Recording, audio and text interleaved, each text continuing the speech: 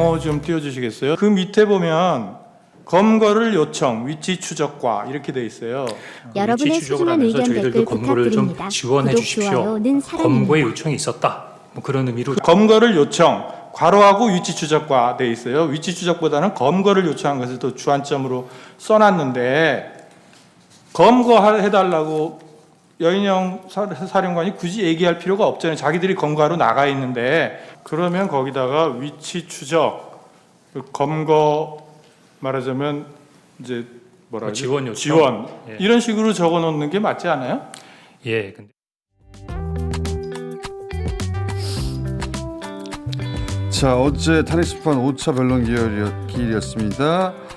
탄핵소추 단원 민주당의 박범계 의원 나오셨고 안녕하십니까? 안녕하세요. 조국신당의 박원정 의원 나오셨습니다. 안녕하십니까? 안녕하세요. 두 분 다 어제 현장에 계셨죠? 네. 사실 어제 사령관들은 거의 말을 안 했기 때문에 되짚어볼 대목이 별로 없는데 그리고 홍장원 1차장은 국회에서 했던 내용 거의 고스란히 똑같이 했고 그것도 좀 이따 짚어보긴 하겠습니다만 저는 이제 정영식 판사가 재판관이 현재 재판관이 홍장원 제1차장을 붙들고 검거 요청 가로치고 위치 추적이라고 돼 있는데 그게 아니라 검거는 방첩사에서 하는 것이고 위치 추적을 요청했는데 그래서 가로치고 검거 지원 요청을 한 거 아니냐 이렇게 이제 바로 잡는 과정에서 계속 추궁을 하고 결국은 이제 홍장원 차장이 그게 급박한 상황에 적다 보니 뭐 문맥이 그런 식으로 약간 오해될 수 있게 적었다. 결국 그렇게 말하고 앞에는 설명했어요. 이런 뜻입니다. 아무런 오해 소지가 없는데 굳이 이걸 가지고 막 목소리를 높이고 화를 내더라고요. 그래서 제가 걱정했던 바 저분이 속내가 조금 드러나는 건가? 플러스 윤석열 앞에서 지금 어필하는 건가? 어떻게 보셨어요, 두 분은? 우리 박은재 의원이 네, 잘 판단하시는 것 같아요. 둘 다라고 생각을 하거든요. 그런데 정영식 지금 재판관 입장에서는 홍장원이 굉장히 중요한 핵심 증인이기 때문에 그 반대 신문을 이제 피청구인 측에서도 하긴 했지만 굉장히 빡세게 해가지고 빡세게. 죄송합니다. 머리 잘 되셨어. 한번 잘라 보시면 어떠실까요? 시원한데. 네, 조금씩 다릅니다. 네. 저도. 네. 그런데 그 정영식 재판관 입장에서도 그렇고 피정구인 측에서도 그렇고 홍장원의 신빙성, 진술의 신빙성을 그 확실하게 해야 이 전체 판단이 가능한 건데 그 부분에 있어서 이제 메모 부분이 검거가 이제 꽂힌 거죠. 그 검거 지원을 요청한 건데 검거를 요청한 걸로 잘못 쓴 거 아닌가 이 부분은 충분히 할 수 있는 얘기라고 저는 생각을 하거든요. 지적을 할 수 있습니다. 그렇습니다. 정정해 줄 필요는 있죠. 네. 그리고 홍장원 증인이 충분히 설명했기 때문에 그것은 이제 납득이 가능한 거였다고 생각합니다. 제가 보기에는 이제 우리 박은재 의원 그렇게 보시는 게 맞고 제가 보기에는 괜히 딴지를 한번 걸어본 것 같아요. 그러니까 여기서 괜히는 왜 그러냐? 지금까지는 소위 이제 저 피청구인 윤석열 측에서 변호사들이 불공정한 재판이다, 탄핵 심판이다라는 그런 시비를 굉장히 세게 거니까 지금까지 사실은 우리가 걱정했던 것은 정영식 재판관, 김영두 재판관이 어떻게 나올 거냐. 근데 정영식 재판관이 생각한 것보다 훨씬 그렇죠. 적극적이고 탄핵에 가까운 합리적 질문을 했어요. 예, 합리적 질문을 했어요. 그래서 다 기울어진 거 아니냐라는 것을 피청구인 측에서 이제 이렇게 주장하는 것에 대해서 일종의 표현이 좀 그렇긴 하지만 한번 좀 뭐 보여주는 거 나도 좀 뭐 좀 딴지를 걸고 있다. 그래서 그 메모는 일종의 사후적 보고 문서거든요. 예. 그러니까 형사소송법적으로 굉장히 증명력이 굉장히 센 거는 아니에요. 그러니까 즉시 뭐 이렇게 저거 자체가 즉시로 기재한 문서가 아니기 때문에 뭐 저 검거 요청이든 검거 지원 요청이든 뭐 저걸 가지고 시비할 일은 아닌데 뭐 제가 보기에는 한번 보여준 식으로 한번 나도 문제 의식을 갖고 있다. 뭐 그런 나도 한쪽 의견만 듣는 건 한쪽 아니고 의견만 듣는 건 아니다. 나도 객관적으로 이쪽 국회 측 증인에 대해서도 날카롭게 따질 줄 알아. 근데 그걸- 홍장원의 메모는 지금 그 방첩사의 메모하고 거의 일치하는 체포와 관련해서 그렇다면서요. 명단이 일치하기 때문에 그것이 이제 수사 기록이 지금 전부 다 그 그러니까요. 확보가 됐기 때문에 저 명단, 네. 저 내용 거의 고스란히 방첩사 방첩사에도 메모하고, 있다는 거예요. 예. 그러니까 두 개가 매치가 되니까 이제 증명력이 그렇죠. 높아지겠죠. 여인영 불러준 내용하고 같다는 것이 증명력이 아주 높은 메모입니다. 저거 자체를 이제 따지는 건데 저는 더 주목하고자 하는 것은 그 여인영 사령관이 네. 그 어제 그 탄핵 심판정에서 나오진 않았는데 지금 저 여인영을 기소하면서 검찰이 공개한 예. 그 소위 휴대폰 클립보드가 있습니다. 클립 메모. 예. 거기에 체포조를 운영하고 체포조 작전 개시 또 반국가 세력에 대한 수사본부를 구성한다. 그것이 있기 때문에 저것이 이제 보충하는 거거든요. 그런 측면에서 뭐 증명력의 문제는 없는 거고 괜히 한번 걸어본. 괜히 열어보는 것이다. 예. 근데 오히려 그 말씀하신 이제 김영두 재판관이나 정영식 재판관이 어제 그 굉장히 중요한 질문들을 많이 했습니다. 이진우 수방사령관이 사실은 이제 진술을 좀 거부한 부분이 있지만 그래도 여인영도 그렇고 이진우도 그렇고 의미 있는 얘기들을 많이 했어요. 이진우 같은 경우에 그 물어봤을 때 총이라든가 이런 부분들 끌어내라 이런 부분들에 대해서도 그 얘기를 잘 안 하니까 정영식 재판관이 단어만이라도 얘기해 달라고 맞아요. 굉장히 진술을 이끌어내는 그런 모습을 보였고 또 김영두 그렇지만 답은 하지 않았죠. 재판관 답은 안 했죠. 답은 안 했지만 네. 그리고 지금 김영두 재판관 경우에는 김용현이 항명이라고 사실상 겁박이죠. 항명이라고 하지 않았냐 이런 부분들에 대해서도 날카롭게 질문을 했었거든요. 어제. 그래서 의미 있는 진술들을 많이 이끌어내려고 했다. 재판관들은 입장에서는. 노력했던 것 같아요. 그렇습니다. 예, 근데 증인들이 지금 이제 시간도 지났고 그리고 자기 재판을 앞두고 있다 보니까 굉장히 방어적이더라고요. 굉장히. 뭐 근데 그거가 중요한 건 아니고요. 어제 네. 재판관들께서 그 지금 이제 조서들 수사 기록에서 네. 확보된 조서들의 그 읽어보고, 증거 능력 서명 그것이 날리는 진정성립 인정이라고 하거든요. 그 제 사실대로 진술했는지 진술한 대로 기재되어 있었는지 확인하고 서명 무인했는지 변호인이 입회했는지 이 진술의 임의성까지 전부 다 꼼꼼하게 확인했고 그래서 모두 인정했습니다. 두 사람이 그랬기 때문에. 증거 능력이 모두 확보됐다. 그러니까 어제 진술한 것은 사실 의미가 없어요. 그걸 어제 다시 한번 증언한 확인하고자 것은. 했는데 그렇습니다. 거기서는 내가 조서에 이렇게 쓰긴 했지만 내가 고스란히 똑같이 말을 못 하겠어요 지금. 그렇습니다. 예. 그 정도였기 때문에 뒤집어진 건 아니다. 오케이. 전혀 아닙니다. 예. 자, 그 홍장원 1차장은 자기가 그냥 기억나는 대로 살대로 말한다고 했기 때문에 실제로 국회에서 말한 내용은 거의 똑같이 얘기했거든요. 실제. 근데 이제 피청구인 측에서 그 제가 계속해서 말씀드려 죄송한데 아니 계속 하십시오. 피청구인 측에서 계속 그 격려 전화했다. 그게 그 전화가 잡아들여 전화가 아니다라고 이렇게 계속 얘기를 하니까 그게 10시 28분에 비상계엄을 선포하고 10시 53분에 두 사람이 이제 윤이 전화를 한 거잖아요. 그런데 비상계엄 선포한 그 혼란의 와중에 갑자기 간첩 수사하게 해줄 테니까 그 뭐 격려 전화했다는 것이 맥락에 맞지 않는다는 부분에 대해서 홍장원 증언이 매우 구체적이고 신빙성이 높았고 그게 기억력도 아주 좋더라고. 윤의 스타일이에요. 그게 검사들 스타일이거든요. 홍장원 씨가 이제 제가 보니까 들어올 때도 그렇고 나갈 때도 그렇고 이제 재판장석에 이제 인사도 하고 윤석열 측에 정중하게 인사를 했어요. 나갈 때도. 유명한 사람이니까. 그러니까 예. 윤석열이 제정하는 것에 대해서, 그러니까 있는 것에 대해서 다소 부담이 있는 건 틀림없었고, 네. 근데 통쾌하게 홍장원 1차장이 재판이 끝나고 난 뒤에 나가서 기자단에게 예. 지금 얘기한 것처럼 10시 53분이라 하면 국무회의의 그 시점이고 비상계엄이 뭐 수방사나 특전사가 정신없이 지금 들어가는 때인데 한각에 국정원장이 없는 자리에서 1차장을 격려한다. 격려 전환을 한다는 것이 말이 되는 거냐라는 그런 통쾌한 그 이제 하고 싶은 얘기를 못한 마지막 얘기를 기자들에게 했죠. 그 말씀하시니까 또 그 장면이 생각나는데 홍장원은 들어가서 어쨌든 현직 대통령직에 있으니까 윤석열을 향해 절을 합니다. 윤석열을 외면해버려 고개를 돌려가지고. 외면했죠. 원래 윤석열 스타일이에요. 그 자기가 마음에 들지 않는 사람 보지 않습니다. 눈을 안 마주쳐요. 네. 검찰 시절에도 그랬습니다. 아니 저기까지 가가지고 그러니까 그릇의 차이인 거죠. 그러니까. 사람의 그릇의 차이. 절을 하고 있잖아요. 홍장호는 뭐 절을 하고 싶어서 절합니까?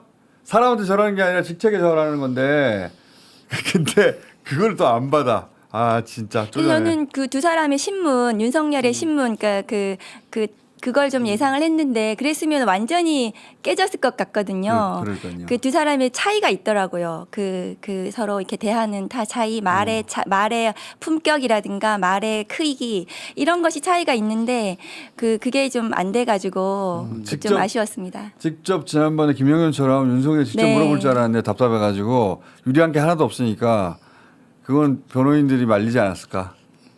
자, 그 다음에 윤석열이 기가 막힌 말을 어제 했어요. 호수 위에 떠 있는 달 그림자 이거 한번 틀어주세요. 자, 이번 그 사건을 보면은 실제 아무런 일도 일어나지 않았는데 뭐 지시를 했니, 지시를 받았니, 뭐 이런 얘기들이 마치 그 어떤 호수 위에 떠 있는 달 그림자 같은 거를 쫓아가는 그런 느낌을 좀 많이 받았고요. 저 판사 해보셨으니까 네. 판사 자리에서 저런 얘기 들으면 무슨 생각 듭니까? 아니 작전을 좀 바꿨나 하는데 제가 작전을 이제 여러 바꿨나? 매체에서 지금까지 윤석열이 탄핵 재판 혹은 형사 재판을 임하는 태도가 작전이 뭐냐 두 가지 모순적인 그러니까 우리가 재수의 딜레마라는 것이 있는데 그건 두 사람의 재수 사이에서 벌어진 일인데 윤석열은 그 내면과 외면 혹은 낮과 밤에 다른 자아를 갖고 있다. 그것이 이번 탄핵 재판과 형사 재판에도 그대로 구현되고 있다.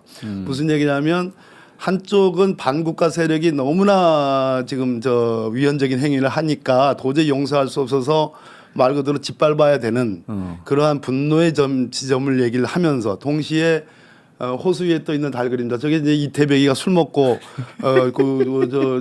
그 호수 위에 있는 떠 있는 그 달 그림자를 보고 달을 잡으려고 그러는데 그게 다 잡혀집니까? 그러니까. 그 실체가 없는 것이다. 허상이다 이런 얘기인데. 아무 일도 일어나지 않았다라고 네. 얘기하는 것은 내가 한 거는 진짜 말 그대로 그냥 보여주기식, 경고식 아무런 의미 없고 누구도 위해를 당하지 않았다. 계엄의 형식을 빌린 그래서 대국민 마치 호소. 형사재판으로 치면은 뭐 사형이 구형이 돼서 사형이 선고될 수가 있는데 난 사형만은 좀 면하고 싶다. 마치 양형을 호소하는 듯한 그러한 그 이제 얘기거든요. 저런 것이. 보통 예, 보통 실체가 없는 것이니까 나는 아무도 뭐 죽이려고 하지 않았고 아무도 유혈 사태가 실제로 일어나지 않았다라는 걸 강조하는 쪽의 전략으로 가는 것인가. 특히 그 계엄 사무와 관련해서 이제 행정과 사법에 관한 사무가 계엄 사무거든요. 그래서 윤석열 피청구인이 한 얘기 중에 당연히 계엄 사무의 일환으로 행정 사법 사무의 일환으로 그 방첩사를 보내가지고 네. 서버를 확보하고 뭐 그 이제 조치들을 취하고 선관위에 대한 선관위는 자기가 갖다 부정선거에 인정했죠. 관한 그 자료를 획득할 수 있다고 자기는 믿었다라고 하는데 우리 대법원 판례가 명확하게 그럼에도 불구하고 사후 영장 제도는 절대로 부정할 수 없는 것이다. 완전히 영장 제도를 부정할 수 없는 것이다라는 그런 설실을 했거든요. 그런 측면에서 윤석열이 약간은 이 탄핵 재판에서 나는 파면을 당할 정도로 내가 비록 비상계엄이 요건에 안 맞아가지고 내란의 혐의를 받고 있지만 나는 파면을 당할 정도로 중대한 위헌 위법을 범한 것이 아니다라는 그런 측면을 살짝 얘기하는 거 아닌가 하는 그런 느낌을 좀 전략을 좀 바꾸고 있는 느낌. 처음에는 머저리 전략이었는데 무조건 야당이 문제다, 뭐 예. 민주당이 문제다, 반국가 세력이 문제다 이런 얘기를 근데 하다가 이제 선관위를 선관위 부정선거를 확인하려고 계엄군을 보냈다. 이게 계엄의 요건이 아니잖아요. 예, 그건 자백이죠. 선관위는 헌법기관입니다. 그렇죠. 당연히. 그런데 본인이 그것을 직접 지시해서 보냈다고 하는 것은 사실은 헌법기관을 무력화하려고 했다는 폭동, 그러니까 국헌문란을 시인한 것이거든요. 그러니까요. 그런데 그 어제 어떤 맥락에서 얘기했냐면 계엄이 선포되면 사법과 행정을 계엄사령부가 가지고 있기 때문에 선관위 행정 점검하기 위해서 보냈다고 얘기하는데 선관위가 동사무소가 아니거든요. 당연히 안 되는 거죠. 그런데 그 행정 어쩌고 행정기관 운운하면서 이제 보냈다고 얘기하는 게 이 굉장히 지금 약간 본인도 이 뭐라고 변명하기가 어려워가지고 한 것이 아닌가 싶고 또 어제 또 그 중요하게는 여론조사 꽃 네. 관련해서도 지난번에도 그러더니 어제도 계속 자기가 거기 안 보내려고 한 거 아니고 계속 멈추라고 지시했다고 어제 또 얘기했거든요. 네. 그걸 왜 그렇게까지 왜 자꾸 그러는지 모르겠는데. 민간 영역 네. 그러니까 계엄의 명분으로 하나도 성립될 수 없는 네. 선관위는 어떻게 지금 말씀하신 대로 부정선거 때문에 체크하려고 그런 거야. 명분을 만들 수 있는데 여론조사 꽃에 보내는 건 아무런 명분이 없잖아요. 그러니까 그걸 자꾸 여러분의 빼려고 소중한 하더라고. 의견 네, 그래서 댓글 지난번에도 그러고 부탁드립니다. 어제도 그래가지고 구독, 좋아요는 굉장히 사랑입니다. 그 김어준 총수를 의식하고 있구나 그런 생각이 들었습니다. 모든 명단이 다 들어 있습니다. 아무 의미가 없는 말을 계속하는 거거든요. 그걸 꼭 굳이 꼭 찍어서 계속 얘기하더라고요. 그게 아마 이거는 논리가 성립이 안 된다. 전혀 안 되죠. 행정사법사무에 여론조사 꽃이 들어갈 수가 없잖아요. 국가기관이 아닌데 왜 보냈냐? 예. 왔단 말이지. 근데 계엄문 이런 거 영상에 찍혀버렸어. 그럼에도 불구하고 선관위 보냈다고 시인하는 것은 시인이라기보다는 그 이제 본인의 이제 약간의 법률적인 착오 네. 일종의 그렇게 얘기했잖아요. 행정사법사무 안에 선관위에 들어가서 내가 의심하고 있는 것, 뭐 투표지가 뭐 이상하다든지 뭐 이런 것들 등등에 대해서 확인하기 위해서 나는 계엄사령부가 들어가는 것은 합법적이라고 생각했다라는 그런 취지 얘기를 하는 거거든요. 그러니까 계엄군의 제가- 행정사무 안에 들어가 있다. 제가 듣기로는 제가 알기로는 계엄을 선포해서 지금까지의 대응 중에 가장 법률적인 얘기를 한 거예요. 근데 그게 틀린 얘기지만 가장 법률적으로 맞지 않는 부분이고요. 틀린 얘기, 틀린 얘기지만 틀린 얘기이고. 잠깐, 틀린 얘기니까 아까도 말씀드렸듯이 이미 그 윤비나 대령이라고 방첩사 윤비나 그 법무실장이 네네 얘기했죠. 범죄 혐의가 특정되어 있지 않고 그런 얘기는 다 영장주의에 다 반하는 것이다. 계엄을 해도 사고 영장은 받아야 되는 거거든요. 그러니까 들어가서 아무거나 가져올 수는 없는 거거든요. 그리고 독립적인 헌법기관이잖아요. 네, 헌법기관이죠. 그러니까 행정기관이 아닙니다. 그런데 그 얘기를 한 이유는 저는 곰곰이 생각해 봤더니 부정선거를 믿는 자기의 그렇죠. 극렬 지지자들에게 보내는 메시지라고 저는 생각했습니다. 물론 그건 당연히. 지금 이제 극우들이 가장 자극되는 포인트가 그 대목이라 극우 준동을 유지시키기 위해서 그렇습니다. 불이익을 감수하고라도 던져낸 메시지가 아닐까 네. 저는 그렇게 해석했는데 그렇게 그 맞습니다. 덕분에 한 발 더 탄핵으로 다가가는 법률적 주장을 오히려 그렇죠. 네. 하고 있는 거예요. 이제 지금부터 네. 아무 일도 일어나지 않았다. 즉 결과가 일어나지 않았다. 미수에 그쳤다라는 주장을 하기 위한 자락을 까는 것이고 대통령으로서는 계엄과 관련해서 그런 행정사법 사무를 체크할 수 있는 권한이 있는 것으로 나는 생각했다.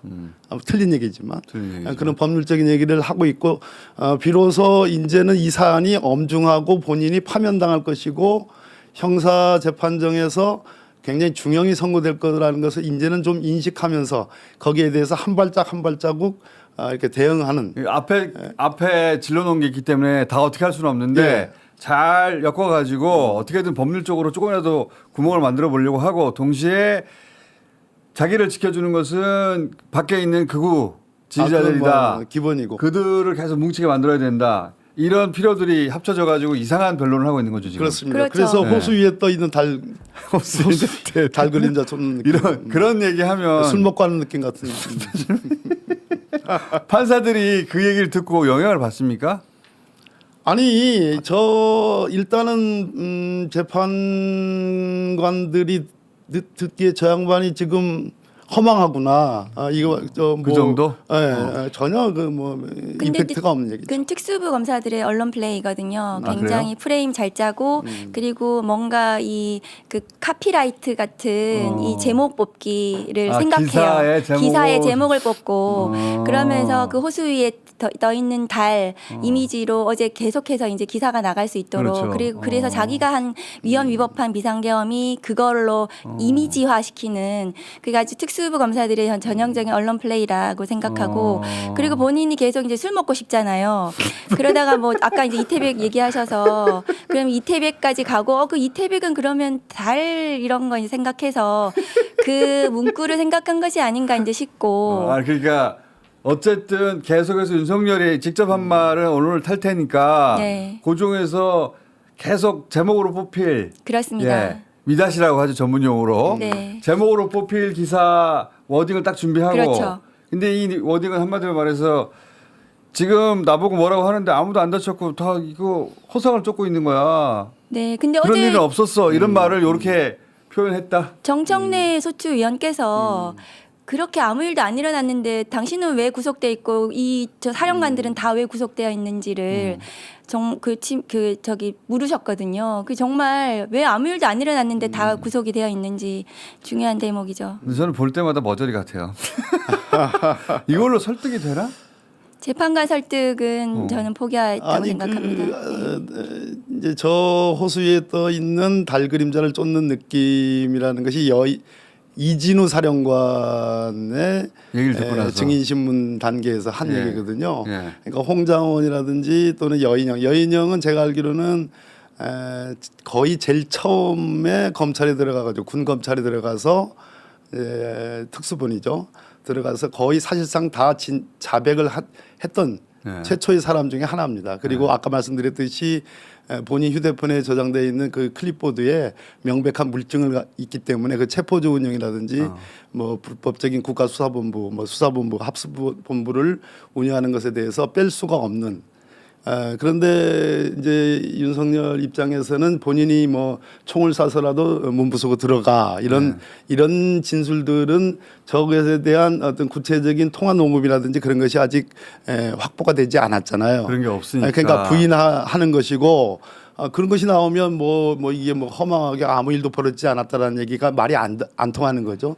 나름 저 얘기는 실제로 미수에 그쳤고 아무것도 진행된 것이 없으며 무슨 큰 피해를 입은 것은 아니다라는 그 메시지를 준비해서 지금 호수의 달 그림자 쏟는 느낌이라는 그런 표현을 한 거거든요. 그러나 재판관이 볼 때 제가 볼 때는 뭐 재판장은 물론이고 정영식 재판관이나 김영두 재판관이나 이런 분들이 헌법 위반에 즉 국무회의 문제 또는 개헌법 왜 요건을 갖췄는지 여부 문제 그리고 병력을 왜 침투시켰는지 문제 뭐 이런 것들에 대해서 그것이 갖는 위헌 위법성을 명확하게 인식하고 있기 때문에 뭐 저런 내용들로 가지고 뭐 흔들려지는 없다고 보는 겁니다.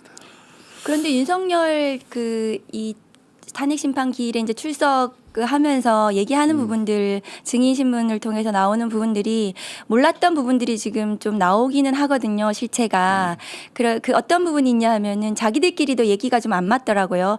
윤석열은 합수본부장을 임명했다고 얘기를 하고 그런데 여인영은 임명은 안 됐다고 얘기를 하더라고요. 어제 그러니까 이 합수본부 이 설치와 관련해서도 서로 간에 뭔가 이 제대로 절차가 진행되지 않았던 것 그다음에 그 수사 2단 그러니까 합수본부의 수사 2단 노상원을 한다고. 임명하는 그 부분에 대해서 여인영 몰랐다고 얘기를 하는데 그게 정말로 몰랐다면 그러면 그 비선 조직에 의한 이런 부분들은 누가 그것을 설계하고 그 했는지 국정농단 부분이거든요. 그런 부분들은 노상원이 더 설계- 수사로 밝혀야 텐데. 될 부분이라고 생각을 노상원 합니다. 관련 부분은 거의 대부분이 네. 암묵 속에 있어요 아직도. 어제 헌법재판 이제 증인 신문을 3명을 좀 정리를 해드리면 첫째 이제 이진우 사령관이 이제 증언을 했는데 거의 묵비권을 행사했어요. 그렇죠. 그러나 본인이 12월 2일 날 작성했다는 그 메모가 나온 거거든요. 그거는 그러니까 이진우는 여전히 TV를 보고 비상계엄을 선포하는 줄 알았다는 것을 그 태도를 그대로 유지하고 있더라고요. 설거지 하다가 네. 봤다 뭐. 근데 이제 12월 2일자에 소위 이제 김용현이 했던 그 전국 화상 그 지휘관 회의, 전국회의. 네. 전국 지휘관 회의 이후에 작성된 그 메모에 이제 여러 가지 뭐 국회 본관 얘기도 나오고 여러 가지 이제 구체적인 실행 계획들이 나옵니다. 비상계엄 대비 계획 문서이거든요. 그래서 이제 그런 물증이 있고 총을 쏴서라도 들어가서 끄집어내라는 것은 물증은 없지만 본인도 지금 부인하고 이제 어제는 부인했지만 조서에는 있단 말이에요. 근데 조서는 검찰 조서라도 피신 조서의 내용을 부인하면 증거 능력은 없어집니다. 즉 물증이 없다. 그렇지만 그것은 곽종근 사령관에 의해서 충분히 보충되고 있는 것이다. 그래서 문제 없다. 총을 쏘든 어떻든 문을 부수고 들어가서 끄집어내라라는 것은 저는 뭐 부인할 수 없는 사실이다. 두 번째 이제 여인영 사령관 같은 경우는 아까 제가 말씀드렸듯이 본인의 휴대폰 클립보드에 나온 수사본부의 운영과 그리고 체포조 운영 예. 이 부분을 부인하기 어려운 물증이 있는 것이다. 그리고 뭐 홍장원 1차장은 당연히 국회에서 했던 진술을 그대로 정확하게 얘기한 측면. 그래서 어제 전체적으로 볼 때 헌법 재판 탄핵 심판과 관련해서 국회 측의 승리다. 이렇게 생각합니다. 네, 저희들이 저 목표했던 입증 목표는 거의 다 완벽하게 다 이루어졌고 이진우 같은 경우에는 총이라든가 체포 부분을 내용을 부인한 것은 아니고 진술을 거부했거든요. 그 부분에 대해서는 내 형사 재판에서 제대로 얘기하겠다고 했기 때문에 그 부분은 이제 증거 조서 부분에 있어서 증거로 모두 채택이 될 거라고 생각하고요. 그리고 여인영 같은 경우에도 체포 부분에 대해서 진술을 거부하지는 않았고 굉장히 의미 있는 얘기를 다 했긴 했거든요. 여인영 같은 경우에도. 그런 일은 없었습니다. 부인하지 않고 그 예. 부분은 답변하지 않겠다라든가 위치 추적은 또 추적은 인정을 인정을 했습니다. 했고 체포조 운영에 대해서는 그냥 뭐 약간 인정하는 것 같지도 네. 않고 뭐 제대로 답을 안 했죠. 그러나 아까 말씀드렸듯이 물증이 분명히 있기 때문에 그것은 부인하기가 어렵고 그것도 홍장원이 또 그 얘기를 들었다고 그 얘기도 하니까. 했고. 그리고 여인영 그 증언 관련해서 이제 군 판사들 그 박정훈 대령 관련한 군 판사들 4명의 성향을 파악하도록 한 이런 부분들과 관련해서도 더 수사로 밝혀져야 되는 부분이 있습니다. 박정훈 대령 네.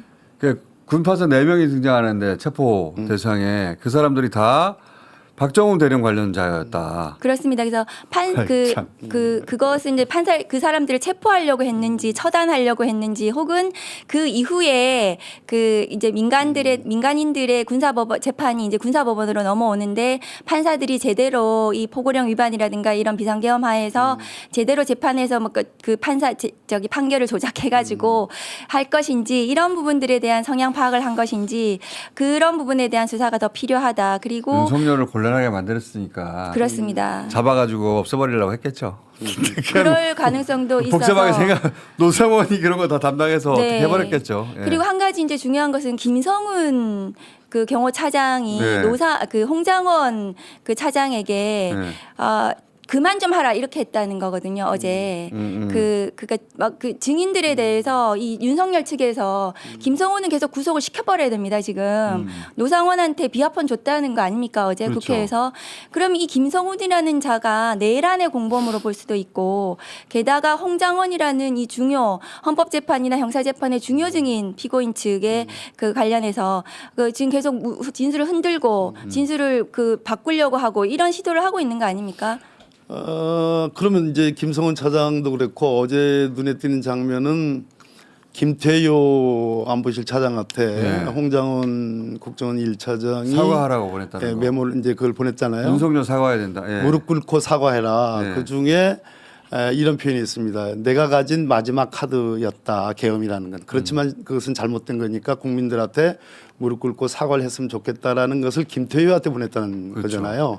일단은 김태효는 수사선상에서 빠져 있는 거. 네. 김태효의 역할이 우리는 있다고 생각하는데 이 부분에 대해서 수사가 되고 있는 건지. 두 번째, 홍장원 처장이 저렇게 보낸 것이 실제로 저렇게 했다면 어떻게 상황이 바뀌어질 수 있는 것인지 그런 측면도 굉장히 의미 있게 봐야 될 대목인 것 같습니다. 내란 특검법이 통과되어야 하고 나중에 특검에서 이 전모가 드러나야 된다고 생각합니다. 김태호도 밝혀져야 되고 특히 노상원은 네.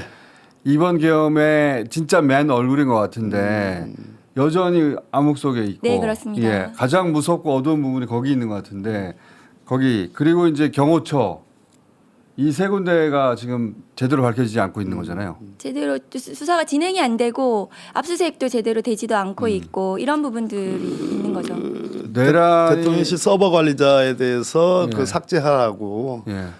비화폰 통화 내역을 삭제하라고 한 건 분명히 있었고 그러나 그 서버 관리자가 이것은 불법인 것 같아서 삭제하지 않았다. 그래서 여전히 있다는 얘기죠. 이 대목은 굉장히 중요한 것이고 그것은 반드시 확보해야 될 문제인 것 같습니다. 그러니까요. 그걸 확보하면 되는데 그거를 지금 검찰이 맡고 있잖아요. 네, 그렇습니다. 그 내란이 진압이 안 됐어요 아직. 그래서 내란은- 제가 이제 명태균과 관련된 예.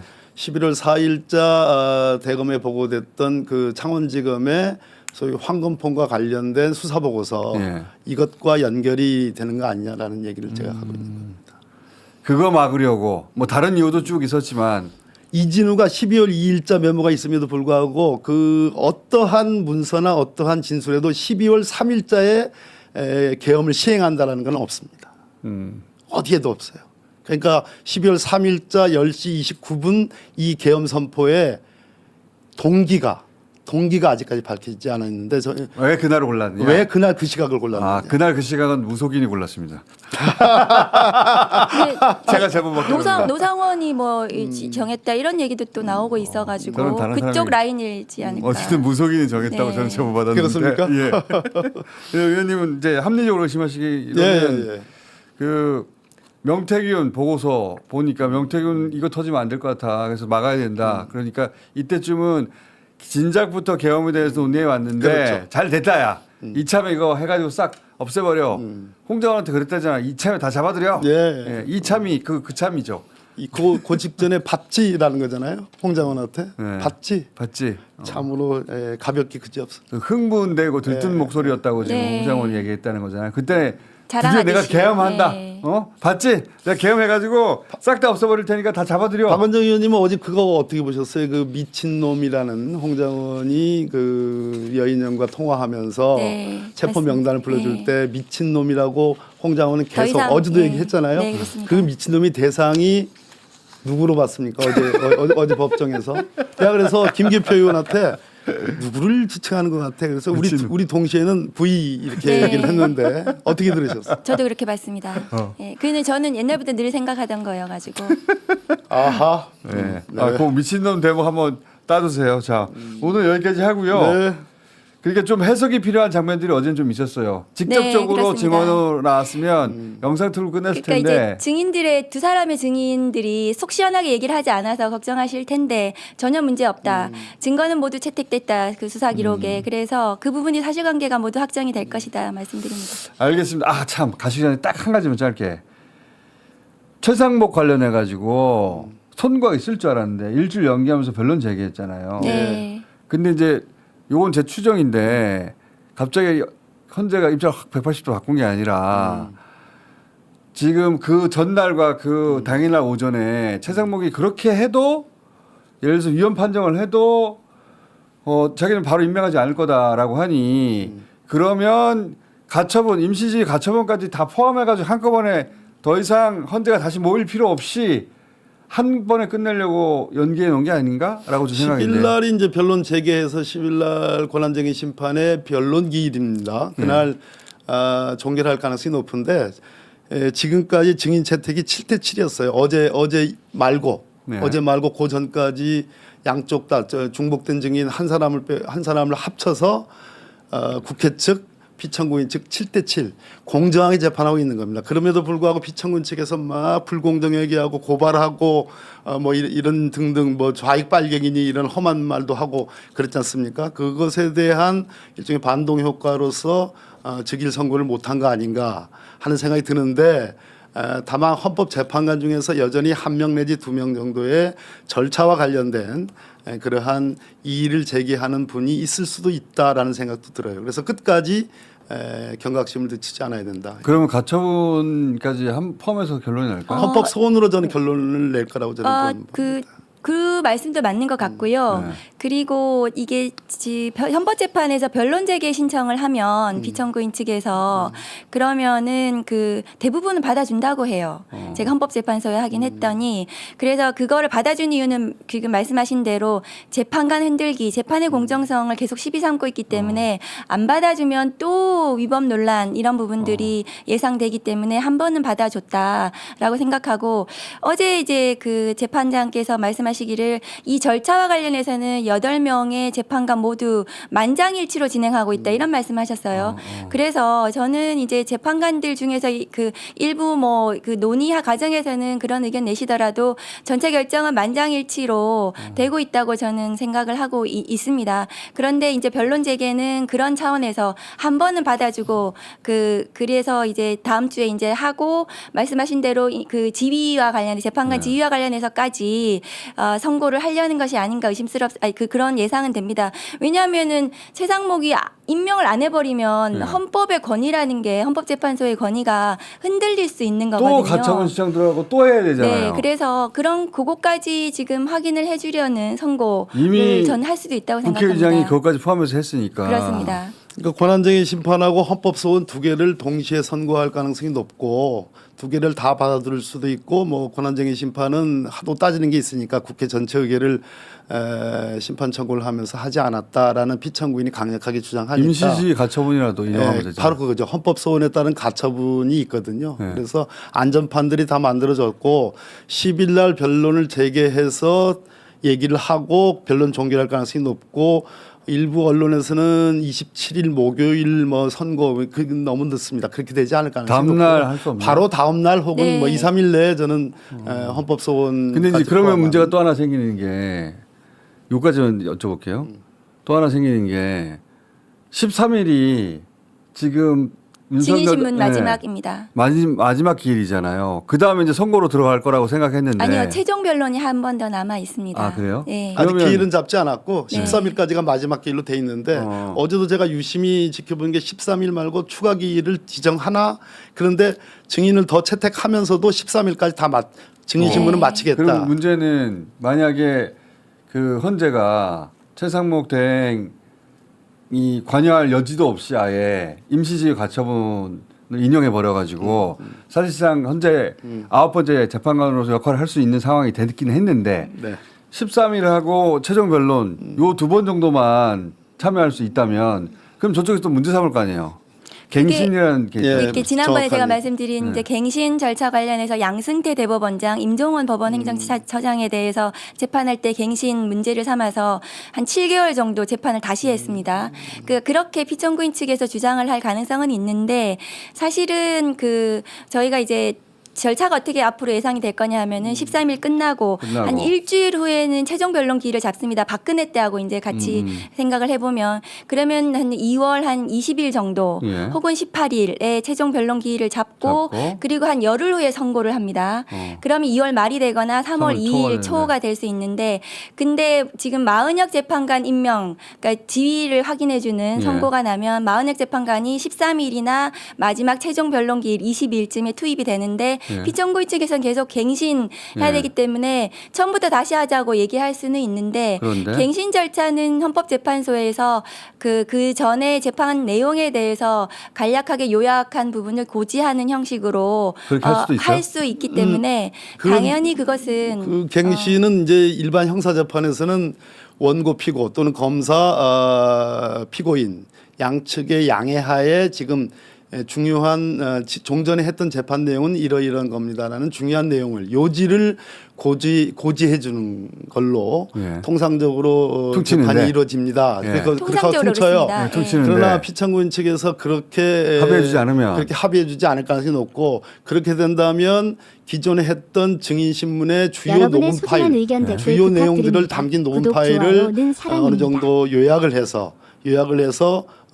틀어줄 가능성이 있습니다. 그러나 그렇다 하더라도 그것이 뭐 2박 3일 할 일입니까?